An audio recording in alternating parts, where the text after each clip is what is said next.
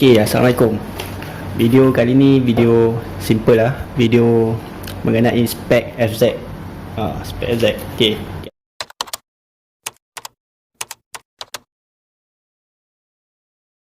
Okay, kat sini ada blok FZ. Jadi saya akan contoh sikit lah macam mana yang kata blok FZ, spek FZ tu. Okay, spek LC standard biasanya 54mm. Itu untuk LC standard. Tak kira lah V1 ke V2, 3, 4 sampai 6 tu 54mm sahaja.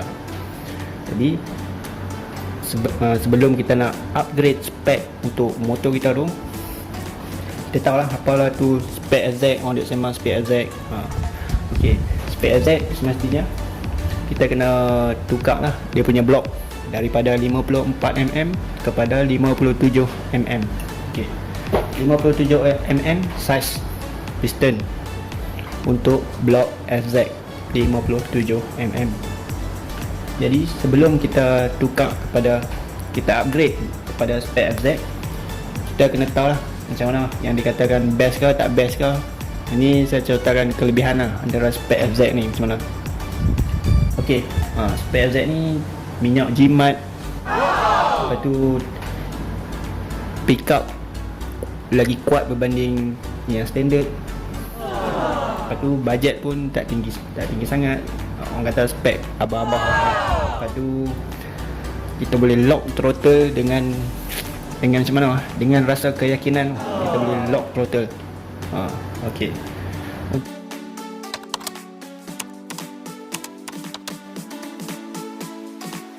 Okey, seterusnya kita cerita pasal blok. Nak upgrade spek FZ mesti kena tukar blok kan? Jadi kita tukar blok, kita cari blok FZ. Tak kira lah online ke, cari kat kedai ke, harga dia lebih kurang 200 lebih lah, di bawah 250. Boleh dapat lah blok FZ. Lepas tu kalau kita nak tahu blok ni original ke tak original ke, kita boleh try test lah. Kalau saya try test macam dia punya apa, magnetic. Ok, cari magnet satu, magnet. Lepas try tekan ni dekat bahagian slip ni. Kalau kata dia local lah, local dia akan melekat sebab magnet ni dia akan tarik besi. Jadi oleh kerana dia punya material factory-nya desil, jadi yang kalau desil dia tak akan melekat lah dengan magnet ni. Itu salah satu kita nak detect lah, ori ke local. Tak kira lah Indonesia ke, made in Thailand ke. Itu salah satu teknik kita nak detect. Lebih tu blok ni untuk pemasangan dia, yang shock dia boleh PNP. Kita pasang PNP, plug and play. Kalau kita beli blok ni dia ada kotak lah. Saya tunjuk kotak lah. Kotak dia ada. Okey, ni antara kotak dia lah. Ini pun Hong Leong dah. Tapi ni made in, saya tengok lah. Ni made in Malaysia aja. Made in Malaysia aja kotak dah. Tapi ori.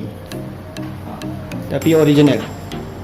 Made in Malaysia pun, tapi dia kita boleh dapat lah. Saya pakai blok ni dekat 5 tahun lah kot. Lenjan, pakai lenjan, bukannya pakai bawa skema-skema ni, pakai lenjan lah. Kalau untuk set-set veteran tu yang motor dah uzur, dah 3 tahun lah, lebih 3 tahun 4 tahun yang tu lah, dah lebih kan. Kalau nak salin tu, nak jimat kos, elok lah blok FZ. Recommend lah, recommend. Lepas tu kalau PNP yang ada info sikit lah. Kalau kita nak masukkan blok ni, sewaktu pemasangan tu, dia akan bagi complete set. Dia akan bagi gasket, kira-kira barang-barang untuk top set ni lah, dia akan bagi lah. Gasket blok, gasket head, semua dia akan bagi. Tapi untuk slip dah, kalau sewaktu pemasangan tu, apa tu saya ada jumpa kat lah, slip ni dia akan sangkut sikit dekat casing engine tu. Dekat rumah engine tu dia akan ada sangkut sikit.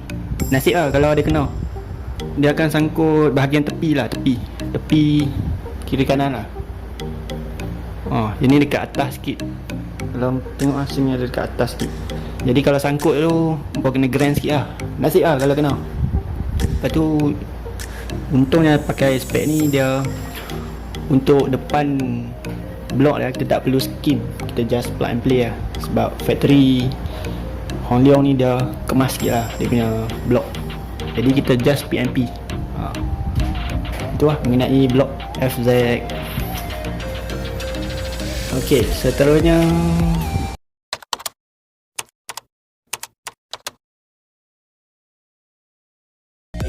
lepas kita dah pasang blok nak upgrade tu, benda yang kita kena tukar camshaft.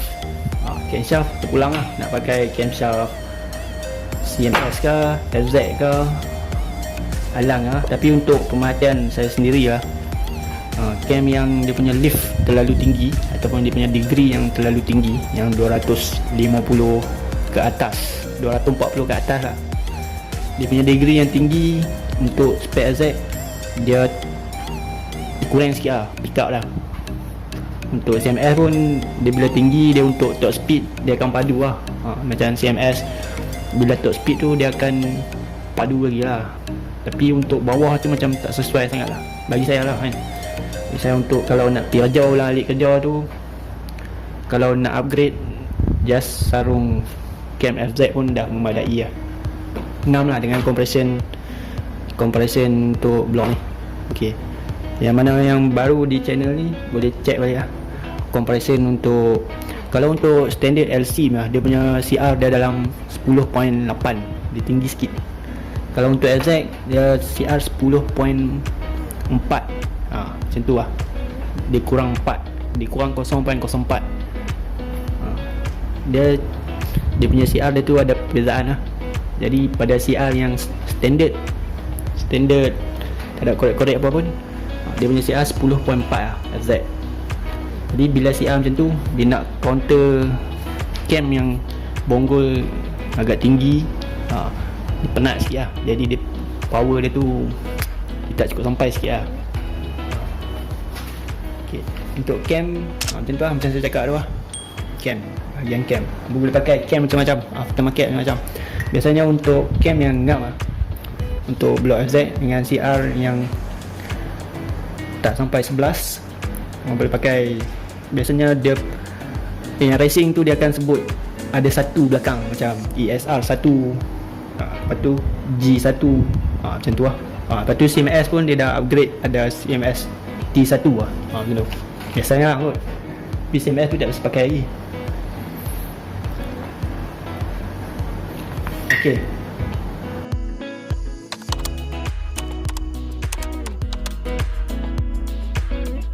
bila dua barang ni kita dah tukar, cam dah tukar, blok dah tukar, power tu ada lah dekat motor. InsyaAllah ada perbezaan lah dekat motor power tu. Tapi kalau kau nak up lagi sikit, bila kau dah tukar dia punya blok besar, lepas tu cam pun dah tinggi sikit dari standard, carburetor pun abang kena tukar. Carburetor V1 kena tukar lah, main jet, sebab blok dah besar, penggunaan minyak dia mesti mau lebih sikit untuk pembakaran tu. Jadi kita kena upgrade main jet kalau pakai carburetor V1. Kalau tak mau pakai carburetor V1, kena upgrade lah 28mm. Tak kira lah pakai Uma ke NSR ke, aftermarket saya yang 28mm. Macam-macam brand ada dekat aftermarket lah untuk carburetor lah kan.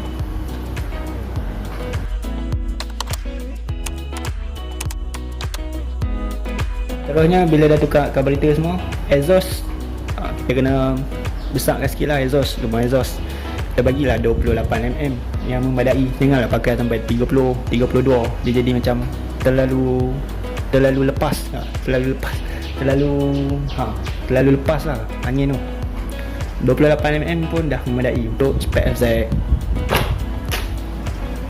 Ok, untuk spek 57 hampa boleh pakai exhaust macam-macam exhaust lah. Saya 28mm, CJ Poh boleh, apa-apa brand lah. Kalau tak mau bising sangat, pakai cutting standard. Dia punya manifold size 28mm, manifold yang patah ni 28mm. Lepas tu dia punya belakang ni pun 28mm. Dia punya ni 28mm. Kalau tak mau pakai yang macam racing pun pakai yang kata standard lah. Kalau tak mau pakai ni boleh operate juga. Exhaust ni belah balik, lepas tu masuk sarang dalam lain, bagi lepas angin untuk spek 57. Okay.